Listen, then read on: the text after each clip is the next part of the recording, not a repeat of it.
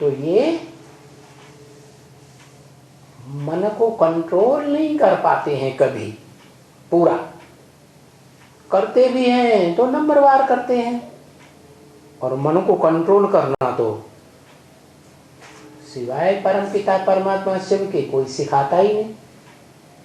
और वो तो आता ही है कलयुग के अंत, सतयुग के आदि के पुरुषोत्तम संगम युग पर आता है।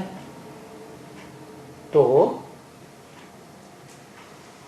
नंबरवार आत्माएं पुरुषार्थ करती हैं। उनमें जो अव्वल नंबर है वो तो हीरो पार्टधारी मूर्तिमान शंकर आदम एटम कहा जाता है। बाकी जो आत्माएं हैं वो निराकारी स्टेज 100% पकड़ ही नहीं पाती। क्यों? कारण क्या? कारण है कि जो त्रिकालदर्शी अखूट ज्ञान का भंडार शिव जन्म मरण के चक्र से न्यारा रहने के कारण अखूट भंडारी है ज्ञान का, सच्चाई का, सत्य का। वो सप्तधामवासी इस सृष्टि पर आकर के जब सत्य सच्चाई अर्थात ज्ञान का पढ़ाई पढ़ाता है तो उसका जो बड़ा बच्चा है बिंदु बिंदु आत्माओं के बीच, कौन? आदम, सृष्टि मनुष्य सृष्टि का हीरो पार्टधारी, वो संपूर्ण ज्ञान का वर्षा ले लेता है। बड़ा बच्चा है ना, तो बड़ा बच्चे को सुप्रीम सोल बाप ज्ञान देते हैं कि तुम देह नहीं हो, आत्मा हो, और तुम ज्योति बिंदु आत्मा।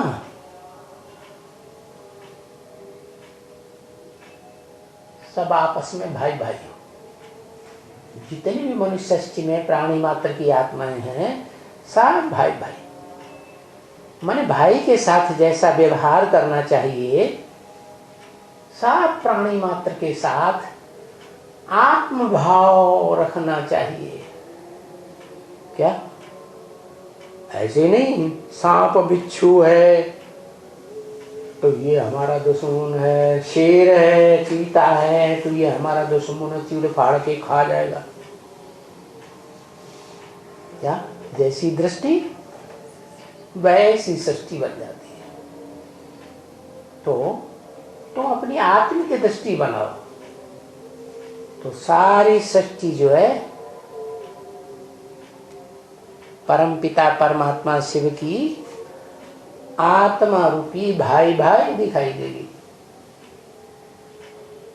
तो उस अव्वल नंबर ज्ञान की स्टेज में पुरुषार्थ करते करते वो मनुष्य सृष्टि का हीरो पार्टधारी आत्मा आदम एडम है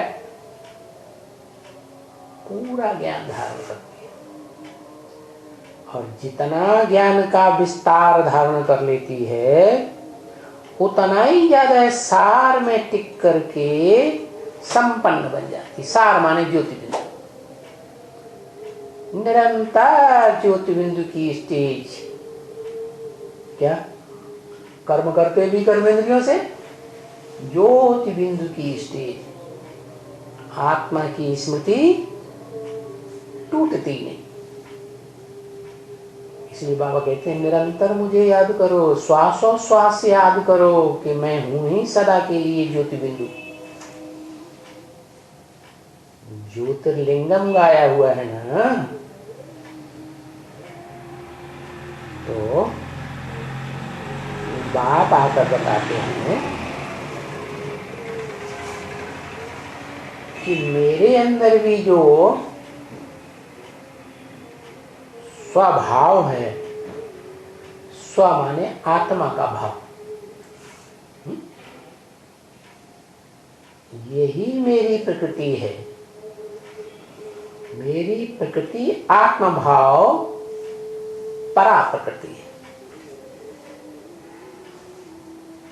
मैं परमधामवासी हूं तो मैं आत्मा की स्थिति में ही स्थित रहता हूं, परंतु वहां तो आत्मा सब जड़वत होती है। हाँ, इस षष्ठी पर जब आता हूं तो मेरे अंदर तलक पैदा होती है। क्या क्या तलक पैदा होती है? कि जैसे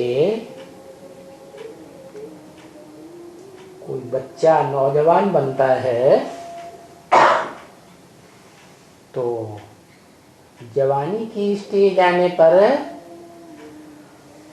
उसमें जो ऊर्जा तैयार होती है स्पेशल, उस ऊर्जा को वो अपने अंदर धारण नहीं कर सकता।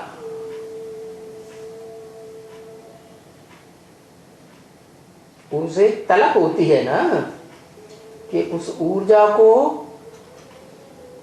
मैं किसी को दान करूं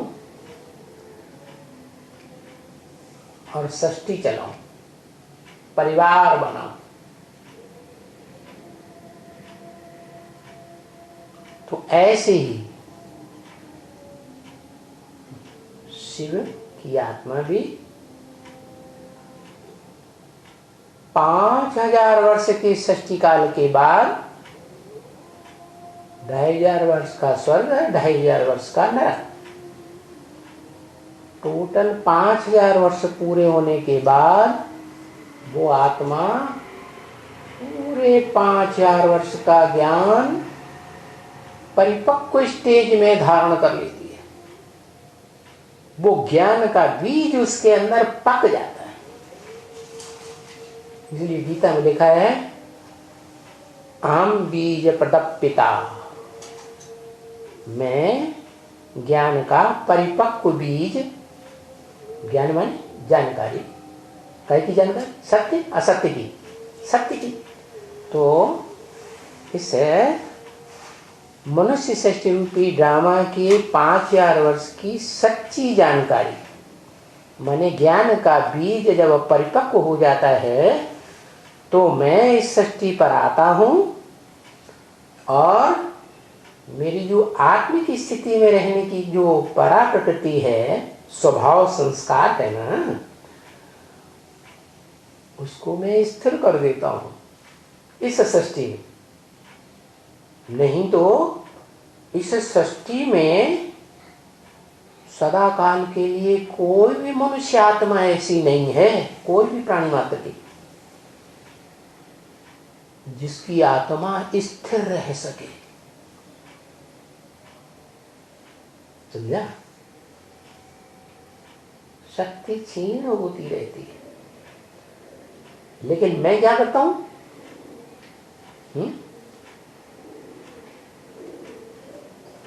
प्रकृति स्वाम अवस्थम्य, गीता में बोला ना,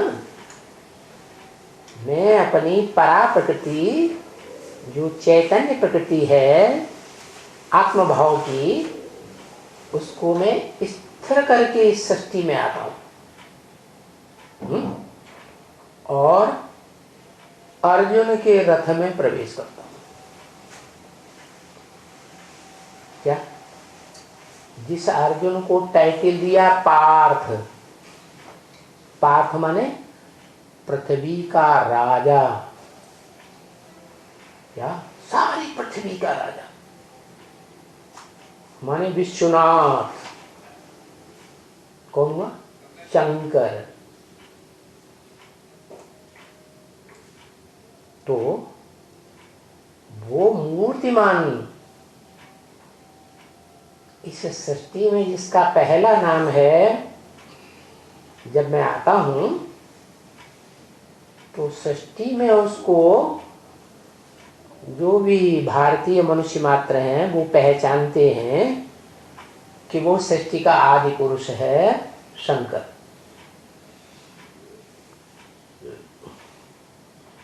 उसका जन्म भी नहीं दिखाते, उसकी मृत्यु भी नहीं दिखाते।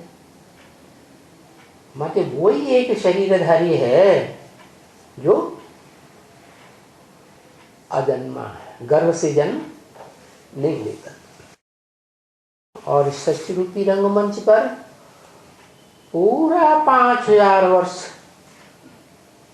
शरीर से पार्ट बजाता है, परंतु अंतर क्या पड़ता है? एकदम कलयुग के अंत में, प्रलयांत काल में, महाविनाश में इसका शरीर एकदम तामसी बन जाता है। पिछले अनेक जन्मों में अनेक धर्म की मनुष्यात्माओं के संग के रंग में आकर के कैसा बन जाता? तामसी। माने आत्मा भी पत्थराई जाती है। शरीर रूपी जो प्रकृति है ना, 5 तत्वों से बनी हुई, अनेकों के संग में आते आते जैसे प्रकृति पत्थर बुद्धि, ऐसे ये भी पत्थर है। तो इसके इस पत्थर बुद्धि शरीर को मैं कंट्रोल करता हूं, प्रवेश कर जाता हूं। माने रथ में प्रवेश करता हूं। क्या? इस रथ की जो इंद्रियां हैं, इंद्रियों रूपी घोड़े हैं, उनको कंट्रोल करता हूं। उन इंद्रियों रूपी घोड़ों की लगाम को अपने हाथ में लेता हूं, बुद्धि रूपी लगाम को। मन बुद्धि होती है ना आत्मा की। तो जब अपनी चैतन्य प्रकृति आत्मा को अवस्थम्य, प्रकृतिम स्वाम अवस्थम्य, गीता में बोला ना, तो ऐसे करके मैं इस सृष्टि में आता हूं और अर्जुन के रथ में, जो अव्वल नंबर अर्जुन है, अर्जन करने वाला ज्ञान का, ज्ञान धन अर्जन करता है ना। जितना जो ज्ञान धन अर्जन करता है उतना जन्म जन्मांतर का भाग्यशाली बनता है। तो सद्भाग्य का अर्जन करने वाला अर्जुन में प्रवेश करके उसकी इंद्रियों को कंट्रोल करता हूं।